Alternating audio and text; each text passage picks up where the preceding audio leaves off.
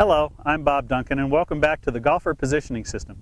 Today we're going to talk about the angle of attack into the ball, but not specifically how steeply you swing into the ball, but how to make sure that your angle of attack is consistent going to different surfaces. So for example, we're just going to talk about this area of the swing from here to here, and we can all agree that the arc comes in and looks something like this when it strikes the ball. Now the problem is you're going to be faced with different surfaces or different slopes other than what you face on the range. So if you groove your golf swing on the range and you come to some of these different positions and you go back to that grooved swing, something's going to fail.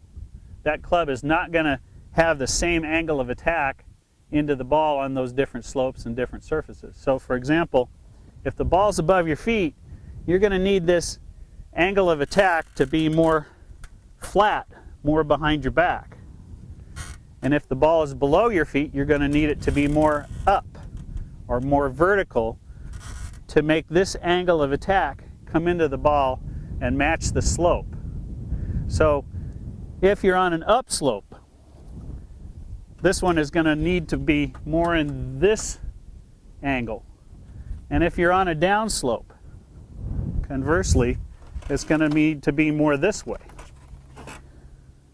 So the purpose behind the golfer positioning system is to get that angle of attack consistent on different slopes.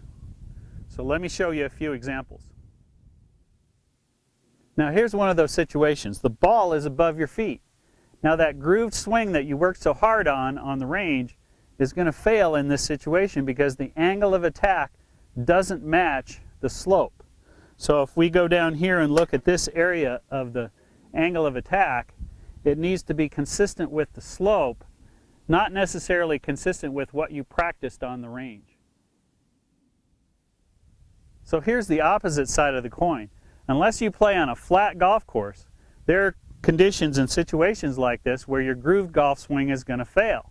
So something has to change. We need to get this angle of attack into the ball to match up with the hillside. So most of us are not playing flat golf courses, and that's why that groove swing fails so often.